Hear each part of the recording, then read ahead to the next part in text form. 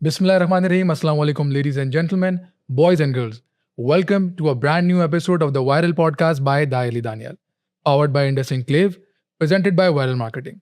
सबसे पहले मैं आप सबका बहुत शुक्रिया अदा करना चाहूँगा कि हमारी जिन स्टोरीज़ की जो लास्ट वीडियो थी उसको आपने इतना ज़्यादा प्यार दिया कि हम ये एक्सपेक्ट ही नहीं कर रहे थे कि उस वीडियो के ऊपर आपके इतना ज़्यादा पॉजिटिव रिस्पॉन्स हमें आएगा. इतने मैसेजेस, इतने कमेंट्स, हमारे कमेंट्स भर गए और व्यूज़ तो माशाल्लाह आप सबके सामने ही हैं. तो आप सबका बहुत शुक्रिया अदा करना चाहूँगा कि आप हमारे एफर्ट्स को जो है वो अप्रिशिएट कर रहे हैं. और उन्हीं कमेंट्स के अंदर जब हमारी टीम ने रिसर्च की तो हमें पता चला कि आपके पास बहुत सारे वाक़यात हैं जो आप हमसे उन कमेंट सेक्शन में शेयर कर रहे हैं, और बहुत सारे वाक़यात जो आपके साथ रियल लाइफ स्टोरीज़ हुई हैं रिलेटेड टू जिन सीरीज़, उसके अंदर आपने हमें बेतहाशा मैसेजेस के अंदर अपने वाक़यात भिजवाए. तो उसने हमें सोचने पे मजबूर किया कि क्या हम सिर्फ एक सेशन ऐसा रखें जहाँ पे बैठ के हम आपको सिर्फ आपके जो वाक़यात हैं वो नरेशन जो है उसकी आपके करें. बट हमने रियलाइज़ करा कि आपके बहुत सारे सवालात भी उन वाक़यात के साथ जुड़े हुए हैं. तो इसीलिए आज की ये सीरीज़ दोबारा कंटिन्यू करता हूँ, और आज पॉडकास्ट में मैंने दावत दी है हमारे बहुत ही प्यारे, बहुत ही अच्छे हमारे भाई हैं जनाब मुफ्ती खुबैब शाहिद साहब. कैसे हैं आप? खैरियत से हैं? ठीक ठाक हैं? जी अल्हम्दुलिल्लाह. आप कैसे हैं? माशाल्लाह बिल्कुल खैरियत ठीक से ठाक हैं. हूँ. बहुत शुक्रिया, आपने अपना कीमती वक्त निकाला इस पॉडकास्ट के लिए. Thank you so much. और माशाल्लाह बॉर्डर पार से भी, इंडिया से भी, पूरी दुनिया से लोग उस वीडियो के ऊपर हमें जो है वो कमेंट कर रहे हैं, रिलेट कर रहे हैं, कनेक्ट कर रहे हैं और अपनी स्टोरीज़ भेज रहे हैं. तो आज हम ऑडियंस को बताना चाहता हूँ कि आज हम क्या करेंगे. आज हम जितने भी वाक़यात हैं आपकी, उसमें से कुछ हमने वाक़यात जो है वो चूज़ किए हैं, और वो वाक़यात मैं नरेट करूँगा, यहाँ पे सुनाऊँगा, और मुफ्ती साहब से हम उसका इस्लामिक पर्सपेक्टिव लेके उसके हवाले से जो भी सवालात होंगे उसके जवाबात इनसे तलाश करेंगे कि आपने जो वाक़यात आपके साथ पेश हुए हैं उसका इस्लामिक पर्सपेक्टिव क्या है. तो अगर आप इजाज़त दें तो बिस्मिल्लाह करें, शुरू करते हैं. या why not, go ahead, start करते हैं. बिस्मिल्लाहिर्रहमानिर्रहीम. ओके जी, पहले केस से शुरुआत करते हैं. अच्छा, ये जितने भी केसेस मैं डिस्कस करूँगा ये सब आपने भेजे हुए हैं, ये आपके साथ हुए हुए वाक़ये हैं, तो मैं इसकी ऑथेंटिसिटी की जो वेरिफिकेशन है वो नहीं कर सकता. बट ये आपके साथ वाक़यात पेश आए तो हम इसको मुफ्ती साहब के सामने रखेंगे. यानी आप ये भी बता दें कोई अंधेरे में बैठा हुआ है तो लाइट्स ऑन कर ले अपनी हाँ अपने हाँ, कमरे की. बिल्कुल बिल्कुल. अगर आप कमज़ोर दिल के हैं तो थोड़ा देख के किसी के साथ बैठ जाए मेरे ख्याल से. बिस्मिल्लाह करते हैं. केस फाइल नंबर 1 शुरू करते हैं जी. नथिया गली का पुर इसरार विला. लोकेशन ऑब्वियसली नथिया गली की है. ईयर जो है इसका अक्टूबर 2023 का है. विटनेस जो इस वाक़ये के हैं वो 6 फैमिली मेम्बर्स हैं. व्यूअर लिखते हैं ये वाक़या अक्टूबर 2023 का है. हम टोटल 6 फैमिली मेम्बर्स थे. अम्मी, अब्बू, मेरा बड़ा भाई और उनकी वाइफ, और हम 2 छोटे भाई. हम इस्लामाबाद से नथिया गली गए थे. शाम को तकरीबन 7 या 8 बज चुके थे जब हम होटल पहुंचे. हमने रिसेप्शन से अपने विला की कीज़ रिसीव की. चेक इन के वक्त रिसेप्शन पर बैठे एक स्टाफ ने एक बात कही, सर अगर किसी चीज़ की ज़रूरत हो तो 9 बजे से पहले कॉल कर दीजिएगा, उसके बाद होटल में कोई नहीं होगा. उस वक्त हमें ये बात बिल्कुल नॉर्मल लगी. हम सफ़र से बहुत थक चुके थे, इसीलिए हमने सोचा कि कुछ ग्रॉसरी मंगवा लेते हैं और रात का खाना विला में बना लेते हैं. विला बहुत अच्छा था. नीचे लाउंज था, ऊपर किचन था, एक बेडरूम था जिसके बाहर छोटा सा गार्डन था और सामने पहाड़ नज़र आ रहे थे. सब कुछ बिल्कुल परफेक्ट लग रहा था. हमने खाना बनाया. सब लाउंज में टीवी के सामने बैठ गए. टाइम पास करने के लिए टीवी ऑन करना चाहा, लेकिन टीवी ऑन ही नहीं हुआ. उसकी रेड लाइट जलती थी और फौरन बंद हो जाती थी. हमने 2-3 मरतबा कोशिश की, फिर सोचा शायद टीवी ही ख़राब होगा, और हमने इस बात को इग्नोर कर दिया. सब ने आराम से खाना खाया. खाना ख़त्म हुआ तो हमने बोर्ड गेम निकाल ली. हम सब लाउंज में ही बैठकर गेम खेल रहे थे कि अचानक बिना किसी के रिमोट उठाए टीवी खुद ऑन हुआ. हम सब ने एक दूसरे की तरफ देखा और उससे पहले कि कोई कुछ समझता टीवी दोबारा खुद ही बंद हो गया. हमने सोचा शायद वायरिंग का इशू होगा, लेकिन उसके बाद ये चीज़ एक बार नहीं, 2 बार नहीं, बल्कि 3 या 4 बार हुई. टीवी खुद ऑन होता और कुछ सेकंड के बाद खुद ही बंद हो जाता. सच कहूं, विला में एंटर करने के बाद से ही हम सबको एक अजीब सी बेचैनी महसूस हो रही थी. ऐसा लग रहा था जैसे कोई नहीं चाहता कि हम इस विला में रुकें. इसके दौरान 2 या 3 मरतबा पूरे विला की लाइट्स भी चली गई. अब हम सबको लगने लगा था कि शायद यहाँ कुछ ठीक नहीं है, लेकिन हम सब सफ़र से बहुत थक चुके थे. इसलिए हमने डिसाइड किया कि रात गुजार लेते हैं और सुबह भी यही फीलिंग रही तो विला चेंज कर लेंगे या होटल ही छोड़ देंगे। व्यूअर के मुताबिक असली वाकया उस वक्त शुरू हुआ जब सब अपने रूम्स में सोने के लिए जा चुके थे। व्यूअर आगे लिखते हैं, हमने डिसाइड किया कि सब अपने अपने रूम्स में जाकर सो जाते हैं। हम 2 भाई नीचे वाले रूम में चले गए, अम्मी अबू ऊपर वाले रूम में चले गए और मेरा बड़ा भाई और उनकी वाइफ दूसरे रूम में। मैं कुछ देर के लिए अम्मी अबू के रूम में गया उन्हें दवा देने। उसके बाद मैं वापस नीचे अपने रूम में आ गया और सोने की कोशिश करने लगा, लेकिन पता नहीं क्यों मुझे बिल्कुल नींद नहीं आ रही थी। अक्टूबर का महीना था, नथिया गली की सर्द रात थी, लेकिन फिर भी मेरा पूरा जिस्म पसीने में भीग रहा था। बेचैनी इतनी थी कि आंखें बंद करना भी बहुत मुश्किल लग रहा था। मुझे उस वक्त बिल्कुल अंदाजा नहीं था कि ऊपर अम्मी अब्बू और मेरे भाई के साथ क्या हो रहा है। बाद में जब हम सब ने सुबह बात की तो पता चला कि पूरी रात ऊपर वाले दोनों रूम्स में एक ही चीज होती रही। विला की छत लकड़ी की बनी हुई थी और पूरी रात ऐसी आवाज आती रही जैसे कोई बच्चे या कोई इंसान छत के ऊपर जोर जोर से भाग रहे हों। कभी आवाज सीधा छत से आती और कभी लगता जैसे कोई कमरे के बाहर सीढ़ियों पे उछल कूद कर रहा हो। हर 2 या 3 मिनट के बाद वो आवाज दोबारा सुनाई देती। कोई रुकता नहीं था, कोई नजर भी नहीं आता था, सिर्फ दौड़ने की आवाजें।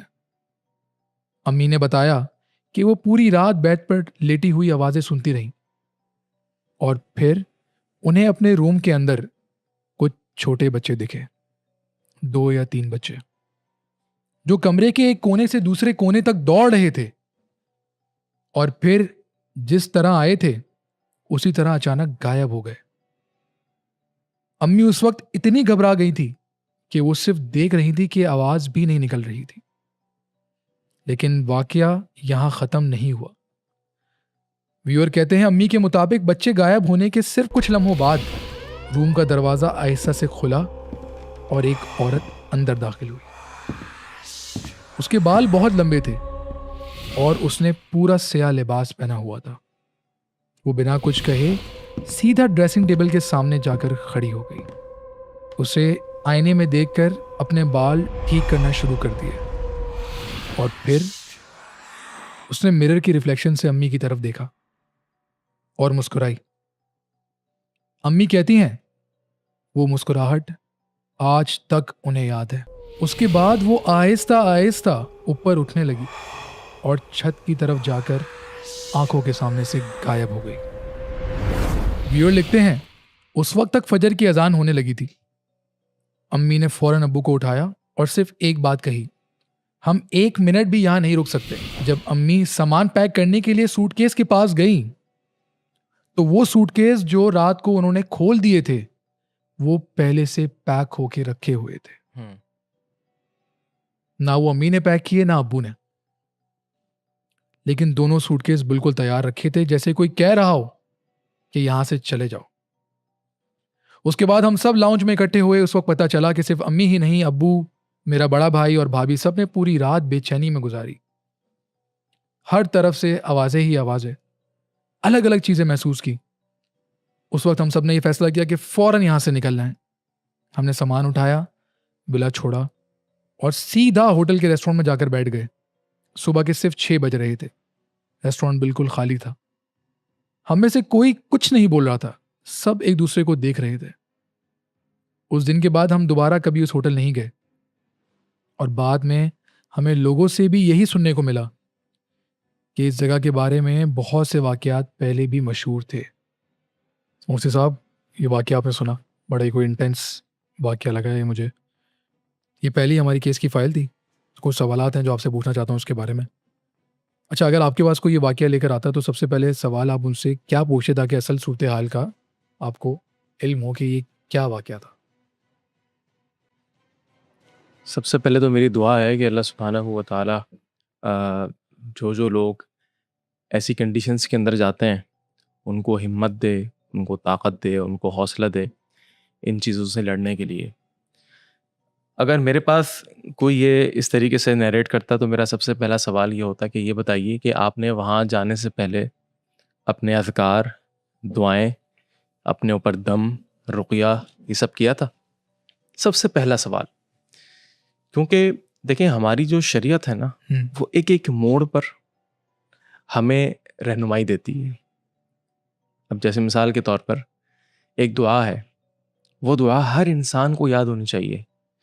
कोई शख्स ट्रैवल कर रहा है एक शहर से दूसरे शहर, एक गांव से दूसरे गांव, तो जैसे ही वो जाए तो सबसे पहले इस दुआ को पढ़ ले। कौन सी दुआ है? नबी अलैहि सलाम ने फरमाया, या अर्ज़ रब्बी व रब्बुकिल्लाह, अऊज़ु बिल्लाहि मिन शर्रिकी व शर्रि मा फ़ीकी व शर्रि मा खुलिक़ फ़ीकी व शर्रि मा यदिब्बु अलैकी, अऊज़ु बिल्लाहि मिन असदिन व अस्वदा व मिनल हय्यति वल अक़रबि व मिन शर्रि साकिनिल बलदि व मिन वालिदिन व मा वलद। 3 मरतबा इस दुआ को पढ़ना है। और हदीस में आता है, नबी अलैहि सलाम ने फरमाया कि अगर कोई शख्स अपनी जगह बदलने के बाद, किसी दूसरे शहर में जाने के बाद इस दुआ को 3 मरतबा पढ़ लेता है, तो उस शहर में जो भी शर है, जो भी शर का एलिमेंट है, वो जिन्नात हों, वो जादू के मामलात हों, वो कोई रूहानी ताकतें हों, वो कोई नेगेटिव एनर्जीज़ हों, वो कोई भी हो, एक्स वाई जेड, वो नेगेटिव एनर्जीज़ वो फ़िज़ाओं के अंदर हों, वो खलाओं के अंदर हों, वो ज़मीनों के अंदर हों, वो पहाड़ों के अंदर हों, वो कहीं पर भी हों, अगर किसी शख्स ने पूरे ईमान और यकीन के साथ इस दुआ को 3 मरतबा पढ़ लिया, तो ऐसा हो नहीं सकता कि उसकी रात काली हो जाए, उसकी रात ख़राब हो जाए, उसकी रात बेचैनी के अंदर और घबराहट के अंदर गुजर जाए, जिस तरीके से इस केस के अंदर हुआ। नंबर 1। नंबर 2, देखें ये जब इंसान बालाई इलाकों के अंदर जाता है ना, नॉर्दर्न एरियाज़ के अंदर जाता है, तो वहाँ पर पहाड़ों का एक लामुतनाही सिलसिला होता है। पहाड़ होते हैं और सुनसान इलाका सन्नाटा होता है, सन्नाटा होता है, जंगलात होते हैं, और इन्हीं पहाड़ों के अंदर जिन्नात भी रहते हैं। अच्छा, ये जिन्नात प्रेफर करते हैं कि जहाँ पे सन्नाटा हो, जहाँ पे रौनक ना हो, वहाँ पे बसेरा होता है? मेंशन नहीं है। अच्छा। लेकिन दुनिया के अंदर इस ज़मीन के ऊपर कोई ऐसी जगह नहीं है कि जहाँ पर जिन्नात ना हो। इवन के वुड यू बिलीव कि इस वक्त हमारे इस कमरे के अंदर भी जिन्नात मौजूद हैं। तो जिन्नात हर जगह पर हैं। वो आपका घर हो, वो मेरा घर हो, वो मस्जिद हो, वो बाज़ार हो, वो XYZ कोई इंस्टीट्यूशन हो, कहीं पर भी हो, जिन्नात वहाँ पर रहते हैं, एग्जिस्ट करते हैं। ठीक हो गया।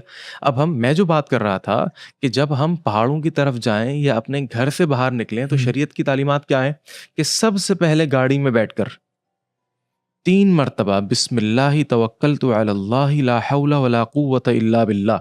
लोग इसको 1 मरतबा पढ़ते हैं। ठीक है, पढ़ लिया, अच्छी बात है। लेकिन अगर कोई शख्स इस दुआ को 3 मरतबा पढ़ ले, तो क्या होता है? उसके साथ जो उसका करीन है, उसके साथ जो उसका शैतान है, हर इंसान के साथ एक शैतान घूम रहा है। ठीक है, इस वक्त यहाँ पर अगर हमारे साथ 6-7 बंदे हैं, तो जितने बंदे उतने शैतान।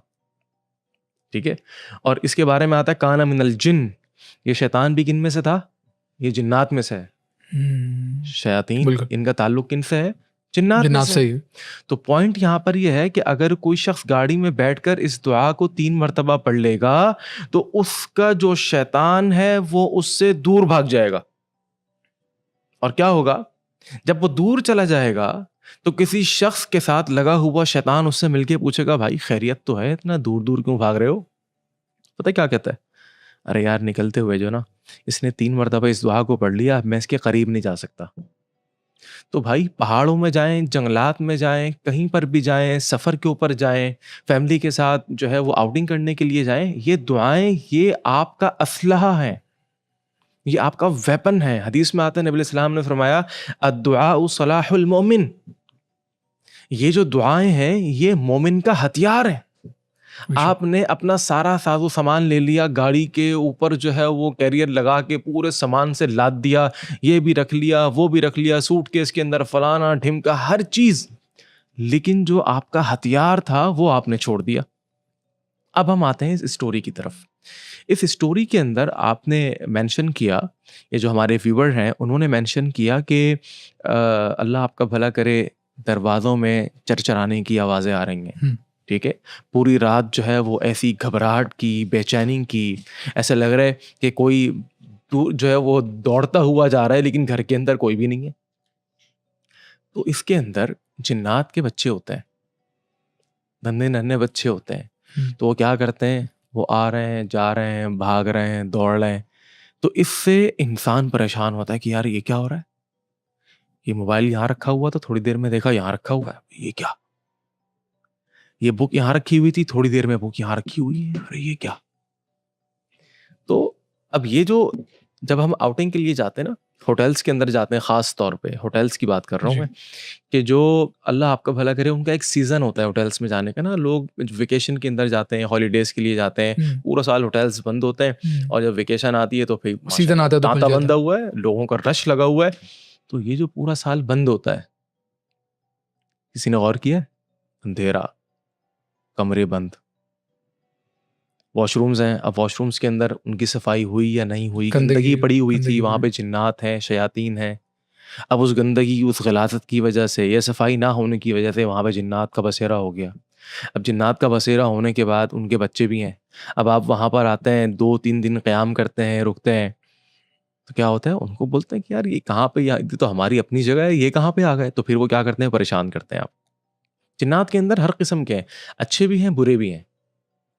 ये तो इंसानों के अंदर भी हैं, अच्छे भी हैं, बुरे भी हैं। तो कहने का मकसद यहाँ पर ये है कि जब आप अपने अज़कार मुकम्मल करके जाएँगे, अपने ऊपर रुक़या पढ़ के जाएँगे, सिर्फ़ अपने ऊपर नहीं, अपने बीवी बच्चों पर, अपनी सी जुड़ी हुई चीज़ों पर, और जिस जगह पे जा रहे हैं वहाँ जाने के बाद भी एक दफ़ा दम कर दें। वहाँ पे जाने के बाद अज़कार पढ़ के, रुक़या पढ़ के एक दफ़ा दम कर दें। और ये जो शुरू के अंदर मैंने आपको दुआ बताई है, इस दुआ को अगर किसी ने पढ़ लिया 3 मरतबा तो उसको फ़िक्र करने की ज़रूरत ही नहीं है। मतलब फिर ये वहाँ पे अगर जन्नत का बसेरा भी हो तो भी वो आपको बॉदर नहीं करेंगे। बॉदर नहीं करेंगे अल्लाह के हुक्म से इंशाअल्लाह। अच्छा, तो ये जैसे उन्होंने, जो व्यूअर ने बताया अपना, कि उन्होंने बहुत सारी चीज़ें देखी, आवाज़ें आ रही थी उनको, तो वो अपनी मौजूदगी का बेसिकली उनको एहसास दिलवा रहे थे कि हम यहाँ मौजूद हैं, कि हम यहाँ पर मौजूद तंग हैं कर और रहे हैं यहाँ से आपको, निकलो, और निकलो यहाँ से। यहाँ से निकलो।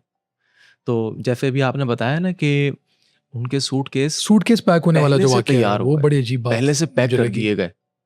अब कोई इंसान इस बात को सोच के वो हैरान और शिशदर हो जाता है, वो एस्टॉनिश हो जाता है कि यार how it could be possible. मैंने उसको हाथ नहीं लगाया, मेरा सामान बाहर पड़ा हुआ था, वो सामान उसके अंदर डाल के सामान पड़े। पैक करके सूटकेस रेडी कर दिया, चलो भाई जाओ यहाँ से। फ्लाइट पकड़ लो, यहाँ से अब निकलो। तो ये ऑथेंटिकेट करने के लिए आपसे पूछ रहा हूँ कि ऐसा हो सकता है। देखिए, मैं डराने के लिए बात नहीं कर रहा, लेकिन ये हो सकता है, ये हो सकता है। इसलिए कि मेरे पास एक केस आया था, मैं जो बातें कर रहा हूँ वो अपने तजर्बे की बुनियाद पर कर रहा हूँ। या माशाल्लाह आप रुकिया स्पेशलिस्ट हैं, आपके पास इस तरह के वाक़यात अल्हम्दुलिल्लाह, डेली मैं आते तो हैं। न सिर्फ़ पाकिस्तान के अंदर बल्कि पूरी दुनिया से अल्हम्दुलिल्लाह लोग बिल्कुल, राब्ता करते हैं, बिल्कुल। इंटरनेशनली अल्हम्दुलिल्लाह। जी। मेरी ट्रैवलिंग भी अल्हम्दुलिल्लाह इस सिलसिले में काफ़ी रहती है। और मेरा तरीक़ेकार दानियाल भाई ऐसा ही है कि मैं अल्हम्दुलिल्लाह कोई लीमू, मिर्चें, अंडे, तावीज़ात, इस किस्म की कोई चीज़ मेरे इलाज के अंदर शामिल नहीं होती। सुन्नत और कुरान के तरीके से। कोई धागे, कोई तावीज़, इस किस्म की चीज़ें शामिल नहीं होती। अकॉर्डिंग टू कुरान एंड सुन्ना, आउट ऑफ द बॉक्स नहीं जाना। जब तक बॉक्स के अंदर रहेंगे, अल्लाह की मदद और नुसरत आपको मिलेगी। जब आप बॉक्स से बाहर चले गए तो फिर तो बर्बादी है। फिर बर्बादी है। तो बात मैं ये कर रहा था, मेरे पास एक केस आया था, एक फैमिली वो सऊदी से आई थी और उनका यहाँ पर घर था। पूरा साल बाहर रहते थे और वेकेशन पे यहाँ पे आ जाते थे। कहते हैं कि हम घर पहुँचे और अपने सारे सूटकेस, अपना सारा सामान रख के रात को सो गए। सुबह उठ के देखा, उनका जो सूटकेस था, सारे सूटकेस बीच में से कटे हुए। कटे हुए। कटे हुए, ऐसा अच्छा। मालूम होता था किसी ने आरी से काट दिया। आप यकीन करें, उन्होंने मुझे तस्वीरें भेजी। इवन मैं उस घर पे भी गया, मैंने खुद जाके उन चीज़ों को देखा। मैंने अल्हम्दुलिल्लाह, लोग बुलाते हैं फैक्ट्रीज़ के अंदर, कंपनीज़ में, ऑफिसेज़ में, जहाँ पर इस किस्म के मामलात होते हैं, वहाँ पर मैं जाता हूँ, विज़िट करता हूँ, अल्लाह का कलाम पढ़ता हूँ। फिर वहाँ पर जाकर भी मैंने रुक़या पढ़ा, और रुक़या तकरीबन कोई 1, 2 या 3 दिन तक पढ़ा था, मुझे याद नहीं आ रहा, 3-4 साल पुरानी बात है। तो वो दिन है और आज का दिन है, अल्हम्दुलिल्लाह अल्लाह ने बड़ी आसानी का मामला कर दिया। जब आप अपना ताल्लुक़ अल्लाह के साथ जोड़ लेते हैं और अल्लाह के बताए हुए तरीक़े के साथ जोड़ लेते हैं और उसी इलाज के साथ जोड़ लेते हैं जो इलाज अल्लाह के रसूल अलैहिस्सलातु वस्सलाम ने आपको बताया है, तो आपको कहीं जाने की ज़रूरत ही नहीं है। किसी बाबा, किसी फ़कीर, किसी पीर के पास जाने की ज़रूरत नहीं है। अच्छा, फॉर एग्ज़ाम्पल जैसे ये फैमिली के साथ हुआ कि वो एक ऐसी जगह पे चले गए जहाँ उन्होंने फिर अपने रुकिया भी नहीं किया हुआ था और हम्म, अस्कार भी नहीं किए हुए थे, वहाँ पे चले गए। हम्म। तो ऐसी सिचुएशन में वहाँ से निकल जाना ही आपके लिए बेहतर है कि आप बस निकल जाओ वहाँ से, या फिर ये आप अपनी जो भी आपने अस्कार करने हैं वो वहाँ पे बैठ के आप करके वहाँ गुजार सकते हो टाइम अपना। एक जुमला बड़ा मशहूर है, हम्म। जो डर गया वो मर गया। डरना नहीं है। आप इंसान जिन्नात से अफजल है। हम्म। इंसान वो है कि जिसको अल्लाह ने अपने हाथों से बनाया। खलक़तु बियदैया, अपने हाथ से तुझे बनाया। उस मट्टी के अंदर अल्लाह ने अपना हाथ डाला, और वनफ़ख़्तु फ़ीहि मिन रूही, मैंने अपनी रूह तेरे अंदर फूंकी है। और जिन्नात को किससे बनाया? जिन्नात को बनाया आग से। आग से। वो आग से पैदा किया गया। हम मट्टी से बनाए गए, लेकिन उस मट्टी को, उस मट्टी में अल्लाह का हाथ, अल्लाह ने मुजस्समा तैयार किया ना हजरत आदम अलैहिस्सलाम का। ऐसा ही है। सुभान अल्लाह। तो फिर ऐसा कैसे हो सकता है कि अल्लाह ये कहता है कि मैंने तुझे अपने हाथों से बनाया और इंसान डर जाए? उसका ईमान कहाँ चला गया? उसका यकीन, उसका तवक्कुल, उसका अकीदा, वो सब कहाँ चला गया? सब कुछ एक अल्लाह से होने का यकीन और गैरुल्लाह से कुछ भी ना होने का यकीन, यही एक चीज है कि जो इंसान की नैया को पार करवा देती है। तो डरे नहीं आप, वहीं पे अपने अस्कार पूरे करें। वहां पर रहें और उनको इस बात का एहसास ना करवाएं क्या आप डर रहे हैं? कि हम डर रहे हैं। हम्म। फौरन अल्लाह के साथ कनेक्शन में आ जाएं। अल्लाह के साथ कनेक्शन कोई बनाना मुश्किल काम है? कोई मुश्किल काम नहीं है कि जी कॉल लगा रहे हैं, अभी राब्ता नहीं हो पा रहा, थोड़ी देर में मिलाएंगे। नहीं, फौरन अपने अज़कार पढ़ना शुरू कर दें। सूरह फलक, सूरह नास पढ़ें। रुक़या तो याद होना चाहिए। सूरह फलक, सूरह नास, सूरतुल फातिहा, आयतुल कुर्सी, सूरतुल बकरा की आखिरी आयत, जो आता है बस पढ़ना शुरू कर दो, इंशाअल्लाह खैर होगी अल्लाह के हुक्म से। अच्छा मुफ्ती साहब, जैसे ये इन्होंने मेंशन किया व्यूअर ने इस वाक़ये के अंदर कि उनकी वालदा को कोई चीज़ दिखी, तो ऐसा होता है कि जिन्नात दिख भी जाते हैं लोगों को? ऐसा हो सकता है कि आप देख सकते हो किसी जिन्नात को? अच्छा, कभी कभार जो है ना, कुछ लोग रूहानियत के बारे में कुछ चीज़ों को एग्जैजरेट कर देते हैं। हम्म।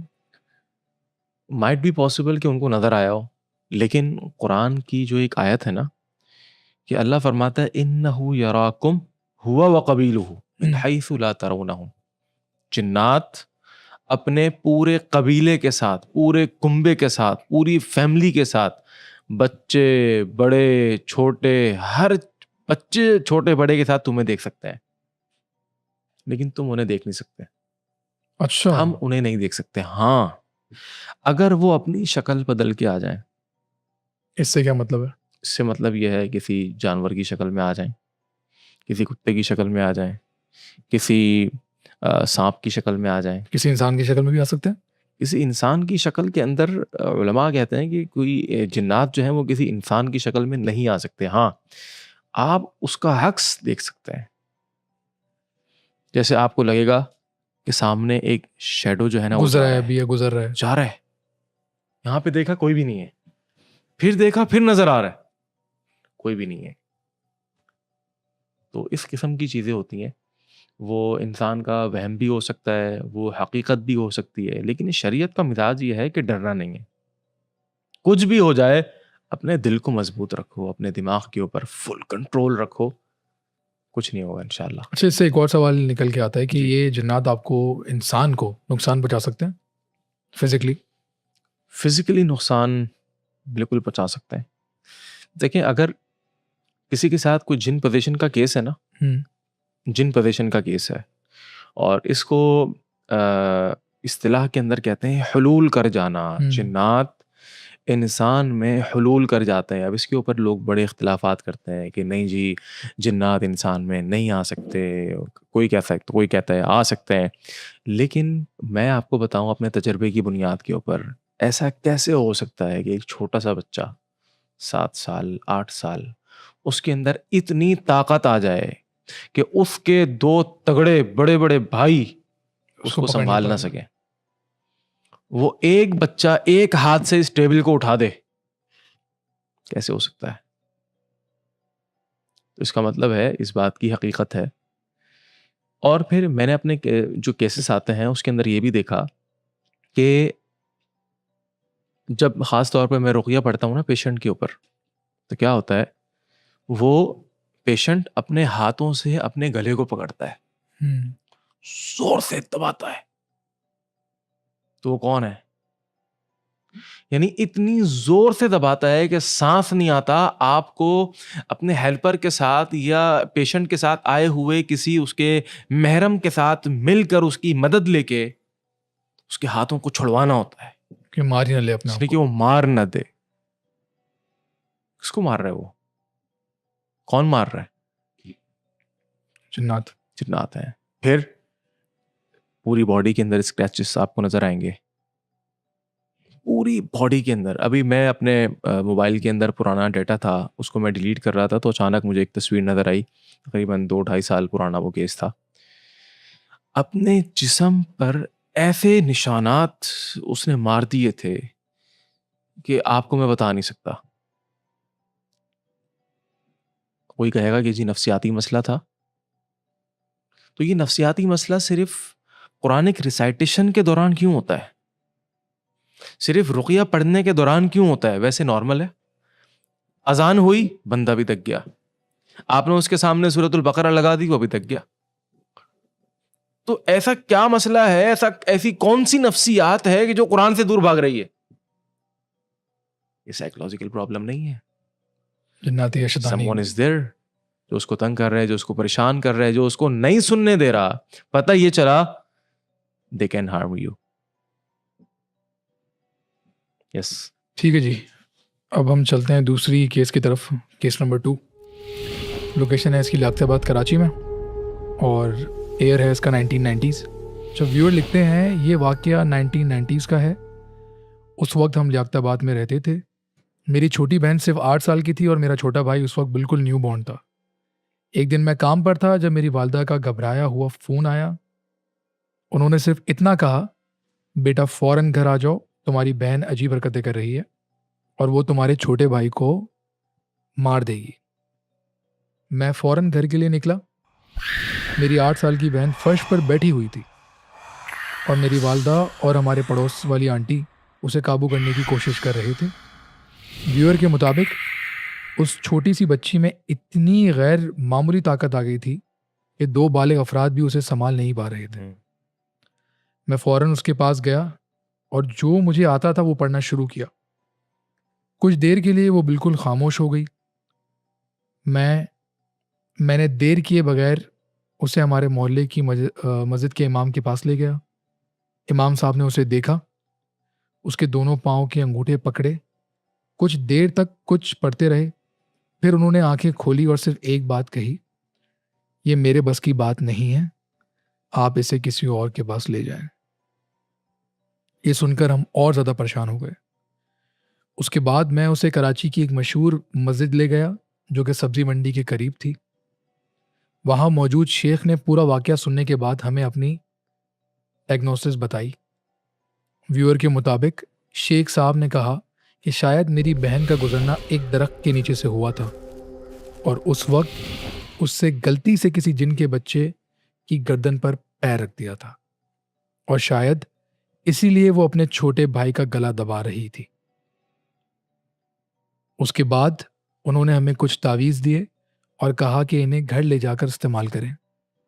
मैं तावीज़ लेकर घर आ गया, लेकिन अजीब बात यह हुई कि जैसे ही मैं घर की सीढ़ियाँ चढ़ने लगा, ऊपर से मेरी बहन ज़ोर ज़ोर से चिल्लाने लगी। उसकी आवाज़ बिल्कुल बदल चुकी थी। वो बार बार एक ही बात कह रही थी, इसको बोलो मेरे करीब ना आए। बहुत मुश्किल से हमने वो तावीज़ उसके गले में पहनाया। उसके बाद वो पुरसकून हो गई। एक तावीज़ दीवार पर भी लगाया गया, लेकिन कुछ अरसे तक वो रोज़ उस तावीज़ को किसी न किसी तरह दीवार से उतारने की कोशिश करती रहती थी। कभी वाइपर से, कभी किसी और चीज़ से, और अक्सर घर की एक खिड़की की तरफ देखकर कहती थी, भाई देखो वो आ रही है। ये सिलसिला कुछ अरसे तक चलता रहा, लेकिन वक्त के साथ साथ मेरी बहन बिल्कुल ठीक हो गई। लेकिन इतने साल गुजरने के बाद भी जब भी मैं उस दिन को याद करता हूं, मेरे रोंगटे खड़े हो जाते हैं। जनाब, अच्छा मुफ्ती साहब, अगर एक 8 साल की बच्ची के अंदर एक गैर मामूली इतनी ताकत आ जाए कि वो 2 बालिग लोगों को जो है वो उठा के फेंक रही हो, उसकी आवाज़ बदल जाए, तो आप क्या तस्दीक करते हैं इस केस को देख के? देखिए, पहले भी हम ज़िक्र कर चुके हैं हुँ, कि इस किस्म के केसेस होते हैं और ये केस इस बात की दलील है कि जिन पोज़ीशन होता है, हुँ, जिन्नात हुलूल करते हैं। अब जब ये आपने केस बताना शुरू किया तो मैं इसके ऊपर बड़ा गौर व फ़िक्र कर रहा था और मैं इसके अंदर 3-4 चीज़ें एनालाइज़ करके आपको बताना चाहूँगा। सबसे पहली चीज़ ये है कि जब आपके सामने किसी के भी सामने कोई ऐसी सिचुएशन पैदा हो जाए कि कोई सुपर नेचुरल चीज़ है कि जो किसी के साथ हो रही है, हुँ, उसको क्या करना है? सबसे पहले आप रुक़या पढ़ना शुरू कर दें या आप अज़ान देना शुरू कर दें। अज़ान दें या रुक़या पढ़ना शुरू कर दें ऊँची आवाज़ से। वो जितना भी हाथ-पाँव मारे, वो जितना हिले-जुले, वो जितना लोगों को नुकसान पहुँचाने की कोशिश करे, वो जितना तड़पे, उस वक़्त आपने रहम नहीं खाना उस पर। अच्छा, इसलिए कि आप इलाज कर रहे हैं। मतलब घबराएँ नहीं भाई आप। डॉक्टर जब जो है ना वो सिरिंज लगा रहा होता है हुँ, बच्चे को, तो वो लगा के ही छोड़ता है, चाहे कितनी भी तकलीफ़ हो। चाहे जितनी भी तकलीफ़ हो। इसलिए कि इलाज यही है भाई, ये लगाना ज़रूरी है। तो उस वक़्त क्या करना है, उस वक़्त आप पेशेंट के पास चले जाएँ, 2-3 बंदों को बोलें पकड़ो इसको, ऊँची आवाज़ से पढ़ना शुरू कर दें। उसके सर को पकड़ लें और ज़ोर से पकड़ लें। आपको महसूस होगा कि आपके हाथ के अंदर भी हीट महसूस होगी, क्योंकि आप एक रूहानी ताकत के साथ लड़ रहे हैं और अपनी रूहानी ताकत के साथ लड़ रहे हैं। अल्लाह का कलाम पढ़ रहे हैं। ठीक हो गया? तो सबसे पहले क्या करना है, उस बच्ची के ऊपर आपने जो है वो दम करना है, ऊँची आवाज़ से दम करना है और चुप नहीं होना। ऐसे केसेस मेरे साथ हुए हैं, पेशेंट मेरे पास आया, उसकी हालत ख़राब, हाथ-पाँव ऐसे बिल्कुल मुड़े हुए, गर्दन ऐसे अकड़ी हुई, पंजों के ऊपर जो है उस बच्ची को लेकर के आए। मैंने पढ़ना शुरू किया, 15 मिनट, 20 मिनट पढ़ता गया, पढ़ता गया। अच्छा, अल्लाह का करना ऐसा हुआ, मैंने जितना पढ़ा, उसकी हालत और ख़राब होती रही, वो और गालियाँ देती रही, वो और अपने हाथ-पाँव मारती रही, फर्नीचर के ऊपर, दरो-दीवार के ऊपर, अपने बहन-भाइयों को। लेकिन मेरा भी ईमान और यकीन था, मैं भी पढ़ता चला गया। मैं कोई जंतर-मंतर थोड़ी पढ़ रहा था भाई, मैं तो अल्लाह का कलाम पढ़ रहा था। बेशक। और ऐसा कैसे हो सकता है कि आप कुरान को पढ़ें शिफ़ा हासिल करने के लिए और आपको शिफ़ा ना मिले? अल्लाह तो कहता है वनुनज़्ज़िलु मिनल कुरआनि मा हुवा शिफ़ाउन। हमने तो इस कुरान को अल-हम्द से लेके वन्नास तक शिफ़ा ही शिफ़ा बनाया है। और इस बात पर भी अक़ीदा हो कि दुनिया की कोई ताकत आपको शिफ़ा नहीं दे सकती। व इज़ा मरिज़्तु फ़हुवा यशफ़ीन। और ये भी क्लियर कर लीजिए, दुनिया के सारे डॉक्टर्स अगर जमा हो जाएँ किसी को शिफ़ा देने के लिए तो वो नहीं दे सकते। अगर अल्लाह ना चाहे। डॉक्टर की दवा अल्लाह की शिफ़ा की मोहताज है और अल्लाह की शिफ़ा डॉक्टर की दवा की मोहताज नहीं है। सुभान अल्लाह। अल्लाह को ज़रूरत नहीं है। अल्लाह तो कह दे कुन फ़यकून, वो हो जाता है। थोड़ा-सा और आगे बढ़ते हैं। ये उस बच्ची को लेके कहाँ ले गए फ़ौरन? मस्जिद के इमाम साहब के पास। यूजुअली आपको पता है लोग ऐसी सिचुएशन में ऐसे ही करते हैं। इमाम साहब के पास ले गए। इमाम साहब ने अच्छा, हमारे यहाँ पाकिस्तान के अंदर एक छोटा-सा मसला ये भी है, ये थोड़ा-सा कंट्रोवर्शियल हो सकता है लेकिन मैं इसके ऊपर बात करना चाहता हूँ। मैं दुबई के अंदर रहा हूँ 2 साल और वहाँ पर एक बड़ी ग्रैंड मॉस्क का मैं अल्हम्दुलिल्लाह इमाम रह चुका हूँ। तो हमारे यहाँ पाकिस्तान में इमाम लगना बहुत आसान है भाई। आप पजामा हुँ, टखने जो ऊपर कर लें, आपको कुछ सूरतें याद होनी चाहिए, आपको जो है वो आपकी थोड़ी-सी आवाज़ अच्छी हो अगरचे तजवीद का कुछ अता-पता ना हो। आपने थोड़ी-सी दाढ़ी बढ़ा लेनी है और एक पगड़ी सजा लेनी है, एक टोपी लगा लेनी है और लोग आपको इमाम कहेंगे। बहरहाल, हमें इस तरफ नहीं जाना चाहिए। बस मेरी थोड़ी-सी दिल की बात थी, वो मैंने यहाँ पर ज़िक्र कर दी। वो इमाम साहब के पास ले गए, इमाम साहब से केस नहीं सँभला। उन्होंने कहा किसी और के पास ले जाओ, ये मेरे बस की बात नहीं है। ये मेरे बस की बात नहीं है। भाई सबसे पहले आप खुद पढ़ना शुरू करें। फिर आप अगर वो मसला सॉल्व नहीं हो रहा, find someone who is specialist in this field, जिसने हज़ारों केसेस देखे हों। जिसने हज़ारों केस स्टडीज़ को देखा हुआ हो, कि जो अप्स एंड डाउन्स को जानता हो, वो पेशेंट की हालत को देखकर समझ जाए कि इसके साथ जिन पोजीशन का मसला है, ब्लैक मैजिक का मसला है, या डिप्रेशन है, या एंजाइटी है, या किसी चीज़ का स्ट्रेस है, या कोई साइकोलॉजिकल प्रॉब्लम है। इमाम साहब को जो चीज़ें आती होंगी वो उस पर पढ़ के दम करेंगे। अगरचे शिफा अल्लाह ने देनी है, लेकिन इमाम साहब को नहीं पता कि भाई इसके साथ मसला क्या हो रहा है। अगरचे शिफा अल्लाह ने देनी है, लेकिन find someone who is, I would say, spiritual doctor. किसी ऐसे को तलाश करें। बहरहाल आप खुद भी इलाज कर सकते हैं घर के अंदर, इसमें ऐसे कोई मसले की बात नहीं है। अच्छा, फिर उसके बाद उन्होंने किसी को तलाश किया जिसने उनको तावीज़ दे दिया, ऐसा ही है? जी ऐसे ही तावीज़ दे दिया। तावीज़ दे दिया। मैं लोगों को तावीज़ से मना करता हूँ, धागों से, इन चीज़ों से मना करता हूँ, इसलिए कि शिफा इसके अंदर नहीं है यार। अगर तावीज़ के अंदर शिफा होती, तावीज़ में क्या होता है? 2-3 कुरानी आयत, 2-3 कुरानी आयत। सही। हम इसके ऊपर शायद पहले भी बात कर चुके हैं। तो भाई वो तावीज़ इतना सा अगर आपने लटका दिया, इससे ज्यादा तो मोबाइल के अंदर तफसीरें मौजूद हैं, इससे ज्यादा तो आपके मोबाइल के अंदर पूरा कुरान मौजूद है, आप जेब में डाल दें। तो बड़ी एक कंट्रोवर्शियल डिबेट है इसके ऊपर, क्योंकि लोग हमारे मुल्क के अंदर तावीज़ों का तो आपको पता है क्या बिजनेस है माशाल्लाह से। अरे भाई माशाल्लाह हजारों लाखों के अंदर बिकते हैं तावीज़ात, और हर बंदा कभी ना कभी इससे गुजरा होगा कि उसको तावीज़ मिला हुआ होगा। दानियल भाई, मैं पिछले कोई 8-9 महीने से रुक़या प्रैक्टिस नहीं कर रहा था अपने कुछ ज़ाती नौयत की मसरूफियात की वजह से। तो लोगों ने काफ़ी राब्ता किया, मैंने कहा कि भाई मैं चूँकि पैसे नहीं लेता, तो इस वजह से मेरा कोई प्रॉपर बिजनेस नहीं है रुक़या करना। तो उन्होंने कहा किसी, अच्छा जी आप रुक़या नहीं कर रहे तो किसी की तरफ रेफ़र कर दें, रिकमेंड कर दें। आप यकीन करें कि मैं नहीं कर सकता, इसलिए कि हमारे यहाँ इस फील्ड के अंदर इतनी 2 नंबरी है बिल्कुल, कि मैं आपको बता नहीं सकता। वो हर ब्रिज पे आपको नजर आता है। अच्छे जानने वालों के बारे में पता चल जाता है, अच्छा भाई ये तो नपाई उपाई करते हैं, ये तो माँ का नाम पूछते हैं। तो कहने का मकसद ये है, अच्छा तावीज़ किसी हद तक थोड़ी सी गुंजाइश निकलती है, लेकिन वो भी बता दूं कहाँ निकलती है। ठीक है। सहाबा की कुछ प्रैक्टिसेस हैं कि जो बच्चे खुद पढ़ नहीं सकते ना, जैसे, तो उनके गले के अंदर कुरानी आयात लिख के जो है वो लगा दी। ये प्रैक्टिसेस कुछ सहाबा की हैं। अच्छा, ये कुछ सहाबा की प्रैक्टिसेस हैं। जो छोटे छोटे बच्चे होते हैं ना, कि जिनको भाई वो पढ़ नहीं सकते खुद अपनी प्रोटेक्शन के लिए, ठीक है, आप कभी दम कर रहे हैं, आप कभी दम नहीं कर रहे हैं, मसरूफियात हैं, ऐसी चीज़ें हैं। लेकिन मैं इसको बहुत ज़्यादा वजाहत के साथ इसलिए नहीं कह रहा कि भाई लोग तो इसको थोड़ी सी खिड़की खोल दो वो पूरा गेट निकाल लेते हैं। तो छोटे बच्चों की जहाँ तक बात है तो वो थोड़ी सी गुंजाइश इसके अंदर निकलती है। बहरहाल मैं उसी तरफ आऊँगा कि रुक़या को प्रैक्टिस करें, उसी से अल्हम्दुलिल्लाह अल्लाह के हुक्म से शिफा मिलती है। अच्छा मुफ्ती साहब, इसमें जो उन्होंने मेंशन किया है कि वो जब दूसरे शेख के पास लेके गए तो उन्होंने बोला कि ये बच्ची किसी जिन के बच्चे के ऊपर से गुजर गई शायद अपेरेंटली, तो ये सच है? ऐसा होता है? इससे होता है कुछ इस तरह का रिएक्शन जो हुआ इनके साथ? Sorry come again. उन्होंने बताया ना, जो दूसरे शेख के पास वो गए तो उन्होंने बोला कि ये बच्ची किसी जिन के बच्चे के ऊपर से गुजरी है। हाँ, ऐसा हो सकता है कि किसी की वजह से जिन्नात के बच्चों को कोई तकलीफ पहुंच जाए तो वो फिर एक रिवेंज लेते हैं। अच्छा, बदला लेते हैं। हाँ, वो बदला लेते हैं कि इनकी वजह से हमारे बच्चों को परेशानी हुई है या हमें परेशानी हुई है, तो फिर वो तंग करते हैं।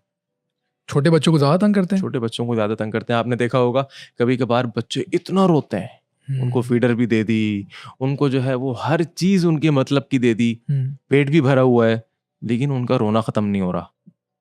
तो फिर क्या होता है?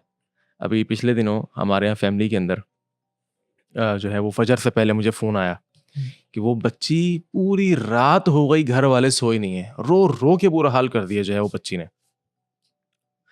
तो मैं वहाँ पर गया, तो मैं देख के समझ गया क्या मसला है। वहाँ पर मैं गया, उसको मैंने अल्हम्दुलिल्लाह रुक़या किया, दम किया, और फिर उसके बाद फजर के बाद मैं अपने कामों के अंदर मशगूल हो गया। तो फिर 2 दिन के बाद उन्होंने बताया कि भाई माशाल्लाह माशाल्लाह अल्लाह के हुक्म से अल्लाह ने शिफा दे दी और वो मामला सॉल्व हो गया। तो कभी कभार जो है वो इस किस्म की चीज़ें हो जाती हैं। चलिए हम तीसरी केस की तरफ चलते हैं। ये है फेडरल बी एरिया का मनूस घर। ईयर है 2011-12 और विटनेस ये भी फैमिली मेम्बर्स हैं। ठीक है जी। व्यूअर लिखते हैं, ये बात 2011 या 2012 की है। हमारी दादी FB एरिया में एक नए घर में शिफ्ट हुई। 2 मंजिला घर था। ऊपर मेरे ताया की फैमिली रहती थी, नीचे दादी के साथ मेरे 2 चाचू। शुरू में सब कुछ बिल्कुल नॉर्मल था, लेकिन आहिस्ता आहिस्ता इस घर में ऐसे वाक़यात होने लगे कि घर के शायद किसी भी फ़र्द को छोड़ा गया हो। सबसे पहले हम सब ने एक चीज़ नोटिस की, इस घर में अजीब सी बेचैनी रहती थी। पता नहीं क्यों, लेकिन घर में सुकून बिल्कुल नहीं था। हर वक्त ऐसा लगता था जैसे घर का माहौल बोझल हो। घर में एक बड़ा सा एक्वेरियम भी था, उसमें अक्सर मछलियां मर जाती थी। लेकिन अजीब बात यह थी, हर मर्तबा उनके मरने का तरीका एक ही होता था। पहले उनकी एक आंख फटती थी, फिर उसके बाद वो मर जाती थी। घर के पीछे एक बड़ा बैकयार्ड था, उसमें एक पुराना आम का दरख्त भी था। घर के बुजुर्गों का कहना था कि उस दरख्त के बारे में अजीब बातें मशहूर हैं। उस घर में एक नमाज का कमरा भी था और घर वालों का कहना था कि कभी कभी उस कमरे के अंदर कब्रिस्तान की मट्टी जैसी चीज मिलती थी। हमें कभी समझ नहीं आया कि वो कहां से आई थी, लेकिन घर वालों का मानना था कि असल वाकयात उस दिन के बाद शुरू हुए जब छत पर लकड़ियों के नीचे एक छोटा काला बिल्ला फंसा हुआ था। घर के बच्चों ने उसे बचाने की कोशिश की, लेकिन लकड़ियां उस पर गिर गईं और वो वहीं मर गया। उसके बाद अजीब वाकयात और ज्यादा बढ़ने लगे। एक दफा ईद के लिए एक बकरा लाया गया, उसे बैकयार्ड में बांधा गया, लेकिन कुछ ही दिन बाद वो भी उसी तरीके से मरा जिस तरह एक्वेरियम की मछलियां मरती हैं। पहले उसकी आंख फटी और फिर वो मर गया। मेरे एक कजन के रूम में एक सिंगल बेड था, लेकिन उस बेड पर कोई नहीं सोता था, सब जमीन पर सोते थे, क्योंकि घर वालों का कहना था जो भी उस बेड पर सोता है उसे रात को बेड से कोई नीचे फेंक देता है। एक दिन मेरी कजन ने अपनी अम्मी अब्बू के रूम की अलमारी के मिरर में देखा कि रूम के बाहर एक औरत चल रही है। उसने दोबारा देखा, लेकिन उस वक्त वहां कोई नहीं था। किचन की खिड़की से भी अक्सर ऐसा लगता था जैसे एक छोटा बच्चा बैकयार्ड में भाग रहा हो, लेकिन जब भी बाहर जाकर देखते वहां कोई नहीं होता था। व्यूअर कहते हैं सबसे अजीब बात यह थी कि इस घर में छोटी छोटी बातों पर झगड़ा बहुत होता था। हर वक्त टेंशन रहती थी और आहिस्ता आहिस्ता घर वालों ने फैसला किया कि अब इस घर में रहना मुमकिन नहीं है। हम सब ने वो घर छोड़ दिया। आज इतने साल गुजर गए हैं, लेकिन मेरी मालूमात के मुताबिक उस घर में उसके बाद कोई फैमिली परमानेंटली शिफ्ट नहीं हुई। काफ़ी सारे पॉइंट्स हैं वैसे जो मेरे जहन के अंदर आए इस केस को सुनकर।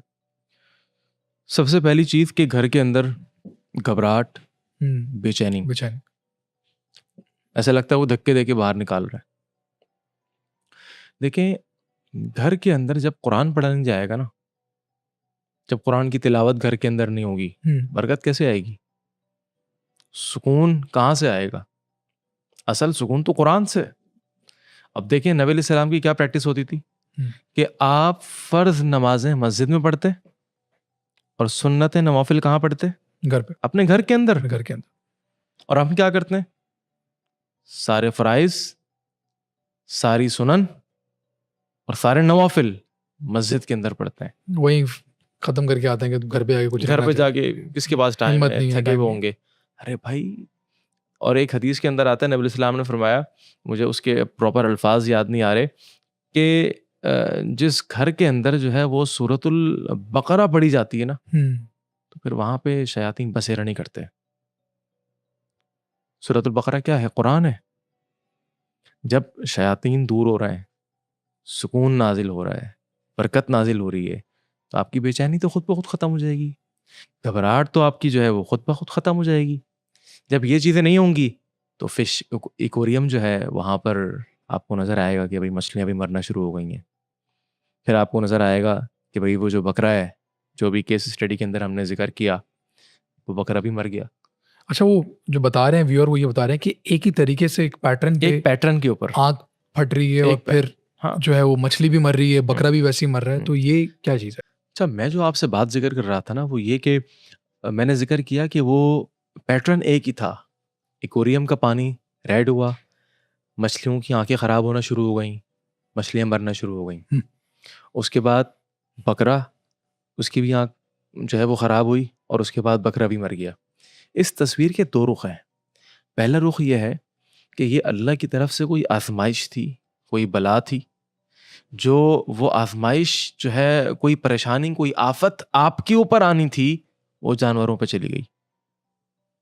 ये पहला रुख है। ठीक है। और दूसरा रुख ये है कि ये खुदा न खास्ता कोई जादू का मामला हो सकता है कि जिस जादू की वजह से जिन्नात मुसल्लत हुए और वो जिन्नात जो हैं वो जानवरों को मार रहे हैं, बकरे को मार रहे हैं। मैं ये क्यों कह रहा हूँ? ये मैं इसलिए कह रहा हूँ कि मैंने एक केस देखा अपनी फैमिली के अंदर कि उन्होंने जो है मुर्गियों का पिंजरा बनाया हम्म, और ऐसी जगह पर बनाया कि जिस जगह पर किसी ज़माने में वॉशरूम्स हुआ करते थे। और आपको पता है वॉशरूम्स ऐसी जगह हैं कि जहाँ पर जिन्नात होते हैं। जब भी शरीयत की तालीमात ये हैं कि जब भी वॉशरूम जाओ तो बिस्मिल्लाह पढ़ के जाओ, इसलिए कि उन जिन्नात की आँखों और तुम्हारे जिस्म के दरमियान पर्दा है। अगर हम बगैर दुआ के ऐसे ही चले जाते हैं तो उनकी निगाहें तो आपके ऊपर हैं, जो ठीक नहीं है। तो आपने क्या करना है, उस पर्दे को रखना है। और पर्दा कैसे आएगा? वॉशरूम में नहीं लटकाना, वॉशरूम में दाखिल होते हुए बिस्मिल्लाह पढ़नी है। बिस्मिल्लाह। और जो मसनून दुआ है अल्लाहुम्मा इन्नी अऊज़ु बिका मिनल खुबुसि वल खबाइस, बस। इस दुआ को पढ़ना है। तो मैं बता रहा था उस केस के अंदर हुआ ये कि उन्होंने ऐसी जगह पर पिंजरा बनाया कि जहां पर किसी जमाने में वॉशरूम्स थे और वॉशरूम मैंने कहा था कि वहां पर जिन्नात होते हैं, तो जिन्नात का बसेरा था वहां पर, एक जमाने से था। तो वो कहते हैं कि मैंने मुर्गियां रखना शुरू की और मैंने खुद देखा कि एक मुर्गा रखा। मुर्गा क्या होता है, फजर में जो ना वो अजान देता है, मशहूर है, अजान देता है। मुर्गा बिल्कुल ठीक ठाक, तंदुरुस्त, तवाना, सेहतमंद। उसको जैसे ही पिंजरे में बंद करें या उसकी वहां पे उसको उसके पिंजरे के अंदर लेकर के जाएं, उसकी आवाज खत्म। उसके मुर्गे के सर का जो ताज होता है वो बिल्कुल ढीला पड़ जाए और लटक जाए। मुर्गियां खुद ब खुद मरना शुरू हो जाए, मुर्गे खुद ब खुद मरना शुरू हो जाए, पिंजरा खाली हो गया। तो पॉइंट यहां पर यह है भाई कि वो जो एक्वेरियम का आपने बताया ना, ये पानी रेड हो गया था, ये जिन्नात करते हैं, जिन्नात मारते हैं, जिन्नात जो है वो तकलीफ देते हैं। भाई ये जो सुबह शाम के अज़कार हैं, शरीयत ने बताए हुए हैं, अज़कार सुबही वल मसा, शरीयत ने दिए ना। और ये बता दिया कि ये सुबह पढ़ना है और ये शाम को पढ़ना है और रोज पढ़ना है। क्यों पढ़ना है? किससे हिफाजत मिलेगी? शयातीन से, शयातीन से, जिन्नात से। इसका मतलब है ये एग्जिस्ट करते हैं और परेशान करते हैं। वो परेशान करते हैं तो वो परेशान ना करें, इसलिए तुम इन दुआओं को पढ़ो, इसलिए इन अज़कार को पढ़ो। इसी केस को थोड़ा सा मजीद आगे बढ़ाते हुए उसमें जिक्र ये किया था हमारे व्यूवर ने इस केस के अंदर कि घर के अंदर कब्रिस्तान की मिट्टी जो है वो मिली थी। जी। कब्रिस्तान की मिट्टी का मिलना इस बात की तरफ इंडिकेशन हमें देता है कि someone is doing black magic on them. अच्छा, हाँ, ये जादू के जरिए वहां पहुंचती है। जादू के जरिए से। अभी हमारे एक पेशेंट हैं, वो उनके साथ ये मामलात होते हैं कि जो है हर हफ्ते में 1 मरतबा या 2 मरतबा उनके घर में कहीं पर भी जो है वो राख मिलती है, मट्टी मिलती है। रैंडमली। साफ सुथरा घर, कोई छोटे बच्चे नहीं है। कहाँ से आ गई? इस केस को मैं देख रहा हूँ। अल्लाह ताला उनको मुकम्मल सेहतयाबी अता फरमा दे। अल्हम्दुलिल्लाह बहुत इम्प्रूवमेंट है अल्लाह के फजल से। वो जादू के मामलात है। हाँ, जादू के मामलात हैं। अच्छा, मज़ीद थोड़ा-सा आगे जो है वो बढ़ते हैं कि जी वो ऊपर छत पर लकड़ियों के दरमियान एक बिल्ली थी या बिल्ली का बच्चा था जो दब के मर गया वहां जो पे। दब के मर उसके गया। बाद से वाकयात और हो गए। उसके बाद से वाक़यात और हो गए। तो कभी-कभार हम किसी केस को रूहानियत के साथ जोड़ के उसको बहुत ज़्यादा बढ़ावा दे देते हैं कि नहीं भाई ये इसी वजह से हुआ था। तो भाई ये नॉर्मल है। वो बिल्ली का बच्चा कहीं पर भी चला गया, जाने के बाद अब जो है वो बिल्डिंग्स के अंदर जो अपार्टमेंट्स वगैरह होते हैं वहाँ पर जो है वो फँस जाता है, फ्लैट्स होते हैं, फँस जाता है, आवाज़ें आती हैं, कोई चला जाता है, निकाल लेता है या नहीं निकाल पाता, तो पता ही नहीं चलता आवाज़ कहाँ से आ रही है। आवाज़ एक वक्त आता है कि ख़त्म हो जाती है। तो इसको लिंक करना गलत है उससे। नहीं लिंक करना चाहिए। हर चीज़ को रूहानियत के साथ, जादू के साथ, जिन्नात के साथ न जोड़ें। इसलिए अगर आप जोड़ेंगे तो खुद टेंशन में आएंगे, खुद परेशानी के अंदर आ जाएंगे। अपने आप को रिलैक्स रखें भाई। यहाँ पे ज़रा सा भी कुछ होता है तो हमारे लोगों का ये टेंडेंसी है कि यार किसी ने वो कुछ जादू करा करा दिया, दिया। किसी ने फ़ौरन कोई जन्नाती मसला है, या घर में किसी नए घर में शिफ्ट होते हैं तो इतने पैरानॉइड होते हैं लोग कि यार इस यहाँ पे जो हो रहा है घर की वजह से हो रहा है, तो ये मसला तो है। इसमें इन्होंने व्यूअर ने एक और चीज़ मेंशन की कि इनके घर में एक बहुत पुराना आम का दरख्त भी था। तो ये ऐसा है, इसकी कोई बैकिंग है फ्रॉम कुरान एंड सुन्ना दैट देखिए पुरानी जगहों पे या पुराने दरख्तों के ऊपर इनका बसेरा होता है जन्नत का? देखिए, इसका ताल्लुक आम के साथ नहीं है, इसका ताल्लुक दरख्त के साथ है। कोई भी दरख्त हो सकता है और दरख्तों के ऊपर इनकी रिहाइशगाहें होती हैं। ओके। वहाँ पर रहते हैं, बसेरा करते हैं। तो अगर कोई आम तोड़ने के लिए पत्थर मारे और वो जाके उनको लग जाए तो बदला लेंगे, वो तो आपको परेशान करेंगे ना।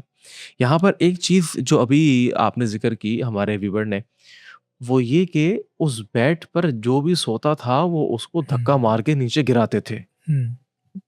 ऐसा ही है? ऐसा ही।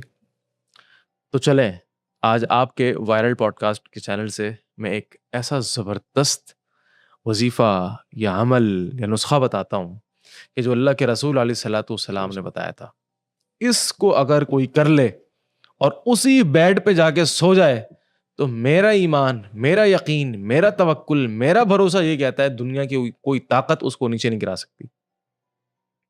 अमल क्या है? वुज़ू करें और वुज़ू करने के बाद बिस्तर पे आ जाएं और बिस्तर पे अपने पैरों को फैला लें, क़िबला रुख होके बैठ जाएं। अपने हाथों को उठाएं, सूरतुल इखलास, सूरतुल फलक, सूरतुन नास 3 मरतबा पढ़ें और पढ़ने के बाद अपने हाथों पर दम करें इस तरीके से। और दम इस अंदाज में करें कि थूक के थोड़े-थोड़े ज़र्रात जो हैं वो लग जाएं। हवा नहीं मारनी, सिर्फ हवा निकालेंगे तो बैक्टीरिया निकलेगा। ठीक है? तो थोड़े-थोड़े ज़र्रात लग जाएं और उसके बाद आपने इन हाथों को सर से लेके पाँव तक जहां-जहां हाथ जा रहे आपने अपने जिस्म पे मल लेना है इसको। पहली दफा, दोबारा हाथ उठाएं। उसी पोजीशन के अंदर बैठे-बैठे पाँव आपने फैलाए हुए हैं। दोबारा सूरतुल इखलास, सूरतुल फलक, सूरतुन नास, फिर दम करें। फिर अपने सर से लेके पाँव तक अपने हाथों को फेर लें। तीसरी मर्तबा करें और उसके बाद बेगम होके सो जाएं। अल्लाहु खैरुन हाफिज़न, अल्लाह बेहतरीन हिफाजत करने वाला है। व हुवा अरहमुर राहिमीन, और वो बेहतरीन रहम करने वाला है। बेशक। अच्छा मुफ्ती साहब, ये आज की आखिरी केस फाइल है और शायद इस एपिसोड की सबसे अजीब और गैर मामूली कहानी यही है। शुरू करता हूँ आपकी इजाज़त से। केस फाइल नंबर 4 है ये। लोकेशन गुलिस्तान जौहर कराची। ईयर है 2004 और 2005 और विटनेस फैमिली मेम्बर्स हैं इनके। तो व्यूअर लिखते हैं, मुफ्ती साहब ये वाक़या 2004 या 2005 का है। उस वक्त हम गुलिस्तान जौहर के एक अपार्टमेंट में रहते थे। मेरे शौहर इस्लामाबाद गए हुए थे और उस दिन उनकी कराची वापस आने की फ़्लाइट थी। फ़्लाइट से कुछ देर पहले उन्होंने मुझे फ़ोन किया। उन्होंने कहा मैं कराची आ रहा हूँ और तुम्हारे लिए फूल भी लेके आ रहा हूँ। उसके बाद उनका फ़ोन बंद हो गया और मैंने सोचा कि शायद वो फ़्लाइट में बैठ गए होंगे।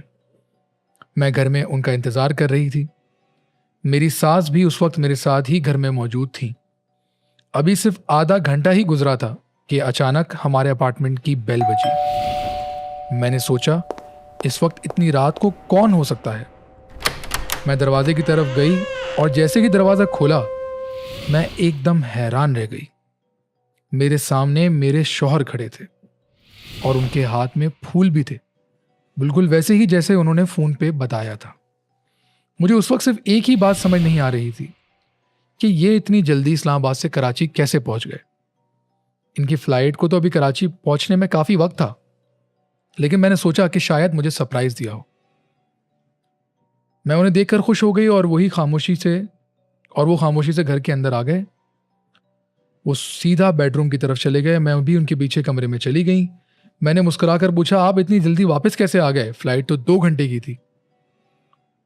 वो कुछ लम्हों तक बिल्कुल खामोश खड़े रहे, फिर सिर्फ इतना कहा, बस आ गया। और फिर वो हंसने लगे। कुछ ही लम्हों बाद उनकी शक्ल बदलना शुरू हो गई और एक खौफनाक शक्ल में तब्दील हो गई। मैं इतनी घबरा गई कि फौरन कमरे से भागकर अपनी सास के कमरे में चली गई। मैंने अपनी सास को बताया और फिर हम दोनों ने उसके बाद कमरे से बाहर निकलना भी ठीक नहीं समझा। हमने घर का दरवाजा लॉक रखा और इंतजार करते रहे। कुछ देर बाद मेरे शौहर की असल फ्लाइट कराची लैंड हुई और जब वो वाकई घर पहुंचे तो मैंने उन्हें पूरा वाकया सुनाया। लेकिन आज तक हमें समझ नहीं आया कि उस रात हमारे घर का दरवाजा किसने खटखटाया था। मुफ्ती साहब, इस पूरी केस फाइल में सबसे हैरान कर देने वाली बात यह है कि जो खातून जो लिखती हैं हमें, इनके शौहर सच्ची में घर आए ही नहीं थे। आपको क्या समझ आया इस वाकये से? बहुत इंटरेस्टिंग केस है और ऐसा केस जो है वो शाज़ो नादिर ही मिलता है। इस केस को सुनने के बाद मेरे जहन के अंदर एक वाक़या आया। अल्लाह के रसूल अलैहिस्सलातु सलाम का ज़माना है और किसी जंग से मुसलमान फारिग हुए हैं और जंग के बाद कुछ माले गनीमत मिला है कि जिसको एक जगह पर स्टोर कर दिया गया और एक सहाबी को वहाँ पर मुकर्रर कर दिया कि आपने इसका ख्याल रखना है, सामान आगे पीछे ना हो। मैं इसको कट टू शॉर्ट करके बता रहा हूँ। सहाबी कहते हैं कि मैं जो है ना वो रात को उस सामान की माले गनीमत की हिफाजत कर रहा था, आँख लगी, थोड़ी देर में आवाज़ आई कि कुछ चुलबुल हो रही है। जाके देखता हूँ कि कोई वहाँ पे चोर आया हुआ था। मैंने जाके उस चोर को फौरन पकड़ा तो कहने लगा यार मुझे बख्श दो, यार मुझे जाने दो, भाई बहुत गरीब आदमी हूँ, यार मुझे जाने दो बस। नहीं, मैं तो तुझे नहीं छोड़ूंगा भाई, एक लंबा किस्सा है। बहरहाल उसने कहा कि यार ऐसा करो, मैं तुम्हें जो ना एक बात बताता हूँ, एक अमल बताता हूँ, अगर तुम वो अमल कर लो, या एक दम बताता हूं, अगर वो दम तुम पढ़ के इस सामान के ऊपर फूंक दो तो ये सामान कहीं आगे पीछे नहीं होगा। सामान आगे पीछे नहीं होगा। इससे बहुत सारी चीजें खुलती हैं, हमारे पास इतना टाइम नहीं है। आप कहीं पर भी अपना सामान रखते हैं और हिफाजत चाहते हैं तो आप ये दम पढ़ के उस पर फूंक दें। लोग कहते हैं ना सामान नहीं मिल रहा, सामान गायब हो गया, ये दम पढ़े। वो क्या दम था? साहबी कहते हैं उसने मुझे आयतुल कुर्सी सिखा दी, पूरी आयतुल कुर्सी के ये तुम पढ़ के दम कर दो और फिर देखो उसके बाद तुम्हारा सामान कहीं आगे पीछे नहीं होगा। साहबी कहते हैं सुबह हुई, मैंने अल्लाह के रसूल अलैहि सलाम से जिक्र किया, आपने फरमाया था वो झूठा और सच्ची बात कह गया, और ये भी सुन लो शैतान था वो। तो इससे एक बात पता चली कि ये इंसानी शक्ल में आया था। शैतान अल्लाह ने ये जहन में मेरे डाला कि ये इंसानी शक्ल में आया और आने के बाद इसने जो है वो सामान चोरी करना शुरू कर दिया। अच्छा, अब इसके अंदर जो पॉइंट्स थे वो मजीद थोड़ा सा अगर आप मुझे जिक्र करें कि जिस तरीके से उनके हस्बैंड ने कॉल पे बताया। हाँ, कि मैं फूल लेके भी आ रहा हूँ। अब हम आते हैं इस केस की तरफ। तो यहाँ पर भी सेम वही चीज हुई। मैंने आपको बताया था ना कि शैतान तो इंसान के साथ है और ये शयातीन आपस में कनेक्टेड होते हैं, और ये जो एक व्हाट्सएप मैसेज जितनी फास्ट जाता है ना यहाँ से, उससे ज्यादा जल्दी ट्रैवल करते हैं। जिन्नात की मुख्तलिफ किस्में हैं। एक किस्म यह है कि वो उड़ते हैं, उनके पर होते हैं। अच्छा। दूसरी किस्म है कि जो अल्लाह आपका भला करे पहाड़ों के अंदर रहते हैं। और तीसरी किस्म यह है कि जो ट्रैवल करते हैं। ये एक मैसेज दूसरी जगह पे जा रहा है, ट्रैवल कर रहा है। व्हाट्सएप पे आपने यहाँ पे एक मैसेज किया, ठक करके यूके पहुंच गया। तो ये जो जिन्नात ट्रैवल करते हैं, इनकी स्पीड इतनी तेज होती है कि इसको कोई समझ ही नहीं सकता। तो शैतान ने सुन लिया कि भाई वो आ रहा है, फ्लाइट में बैठ चुके हैं, ये फौरन कनेक्टेड हो गया उसके साथ। कब तक पहुंचोगे? भाई 2 बजे लैंड करूंगा। ये 12 बजे पहुंच गया यहाँ पर। इंसानी शक्ल में अपने हस्बैंड की शक्ल के अंदर आ गया, उस औरत के हस्बैंड की शक्ल के अंदर आ गया।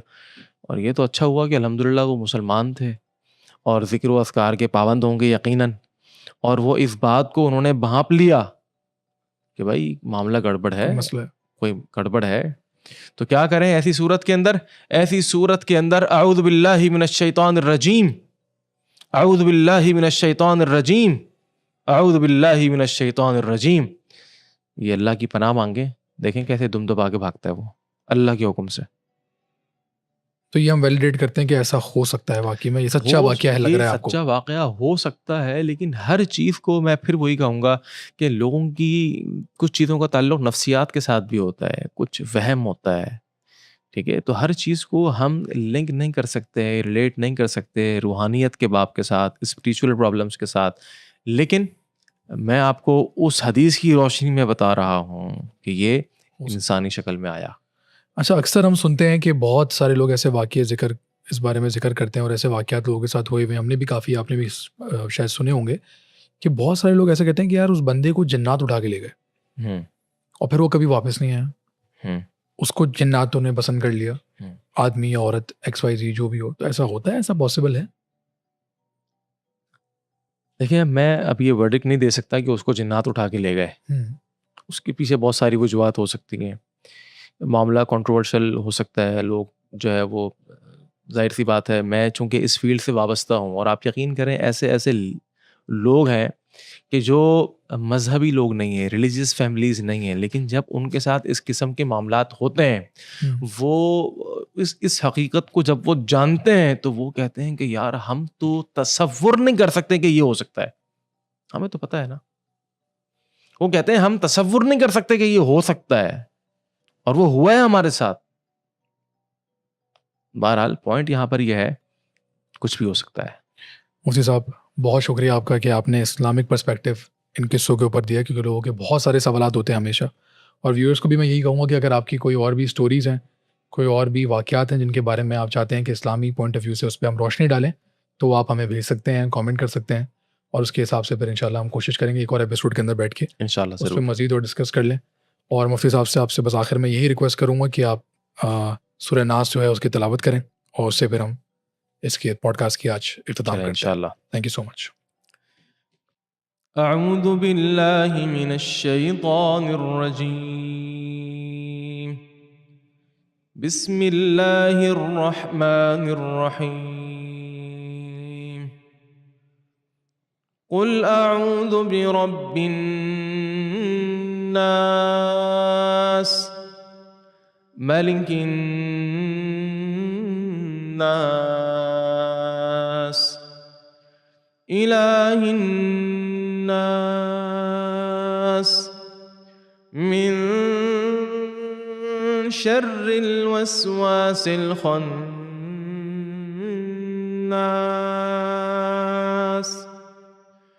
अल्लज़ी युवस्विसु फ़ी सुदूरिन नास, मिनल जिन्नति वन्नास।